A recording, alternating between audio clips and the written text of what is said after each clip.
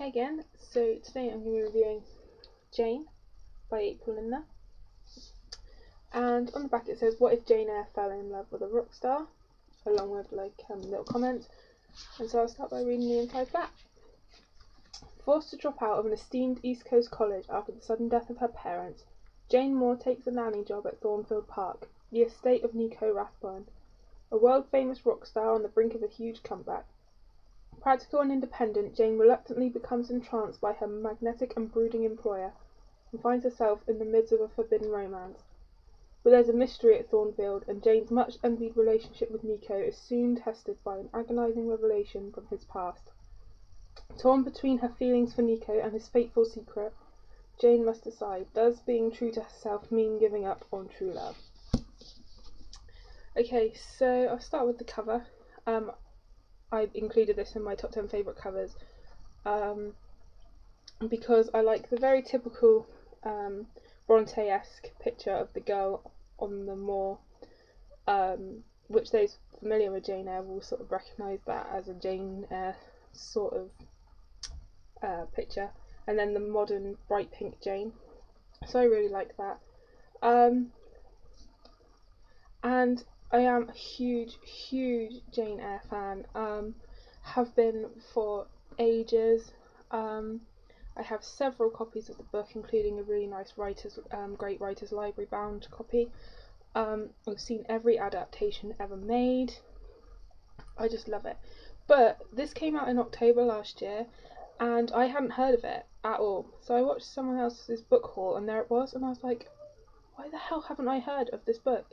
And like, you go into bookstores here and you can't find it because this is hasn't got an English price on it. It's just the American one. So I had to get it online, and I had to, as soon as I saw it, I had to have it, because who wouldn't? If you're a huge Jane Eyre fan, you have to read it. And I really like what April Lindner's tried to do. She tried to make Jane Eyre relatable for a whole new generation of readers, because my mum has tried to read Jane Eyre several times. She likes the whole idea of the plot. Like, she hasn't read it, but you don't really have to, because you know they're put on TV, so you kind of know the plots anyway. But she can't get past the classic way of writing. She can't read that, but even she wants to read this because it's Jane Eyre, you know, for modern readers. And April Lindner has done that. She's made Jane Eyre a contemporary, realistic YA novel, which I think is great.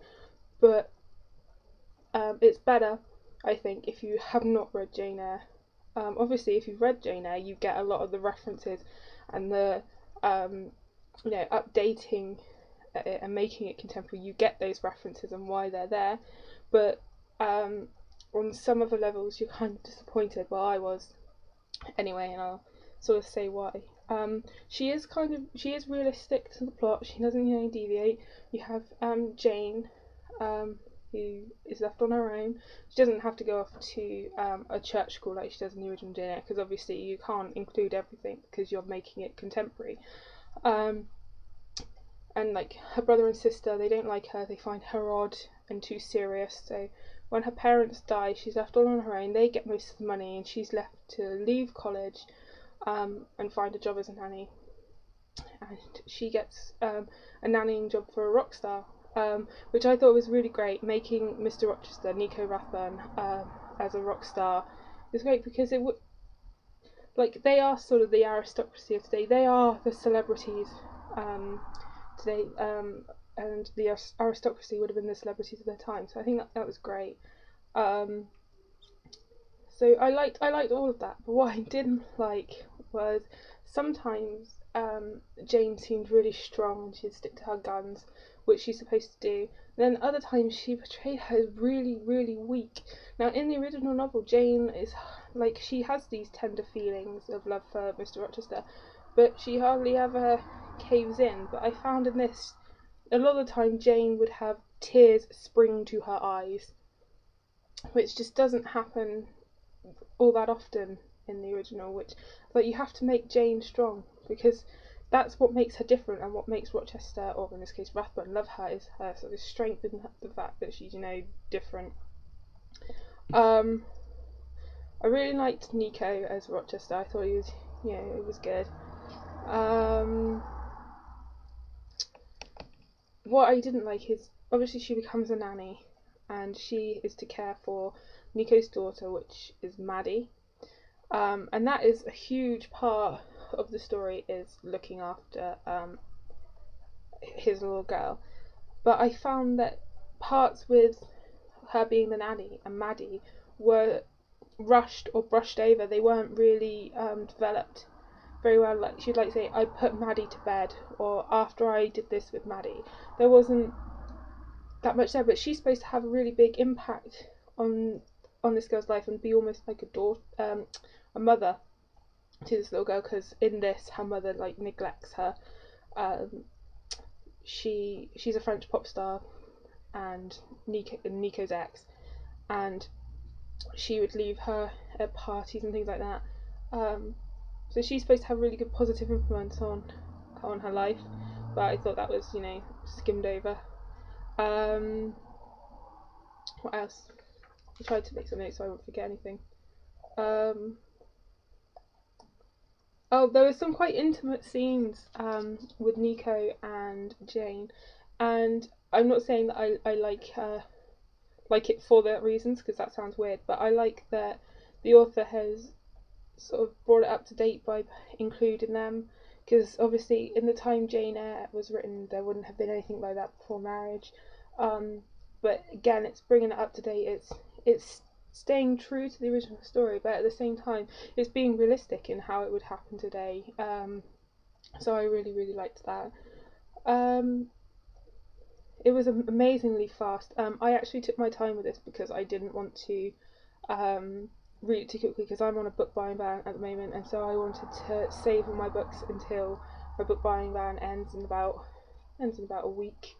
When Hereafter is released, here is when my book ban ends, conveniently. So I could have read this in 2 days. It's 369 pages. So I could have read this in 2 days, but I decided to eke it out so I could sort of savour it and really enjoy it and not just rush it. I wanted to get the best out of it. So I really did like it, although I thought the ending was a little rushed. I would have liked a little bit more in the end. I just felt like, yeah, she rushed there, she saw him, and then it sort of ended. I was hoping for a bit more from the ending, if I'm being a little honest. But overall, I'd have to give this 3.5 out of 5. I really, really wanted to give it more because of my great love for Jane Eyre, but the sometimes making Jane weak brought it down, and the skimming bits with Maddie brought it down. Yeah, but I would recommend this most definitely for fans of Jane Eyre, just to see how Jane Eyre would happen today in a relatable sort of circumstance. So I really love it for that reason. And also, I have to commend April Lindner for doing this, for making Jane Eyre relatable, and making, like, having read this, if you had never read Jane Eyre, you'd think, oh, I might want to check out the original, see how it compares. So she's going to make it accessible for a whole new generation of readers that may never have even picked up Jane Eyre. So I really like it for that. And I know she's doing the same with Wuthering Heights. She's doing one, it's going to be called Catherine, but I don't like Wuthering Heights. I don't like the characters, and I think they're awful. I hate it.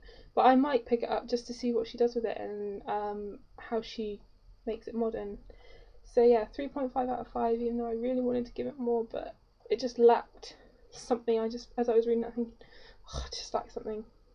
But yes, I'd recommend it. If you haven't checked out Jane Eyre, but you've wanted to, but you haven't really wanted to read a classic, check this out. And if you've read Jane Eyre and loved it, also check it out. Yeah, happy reading.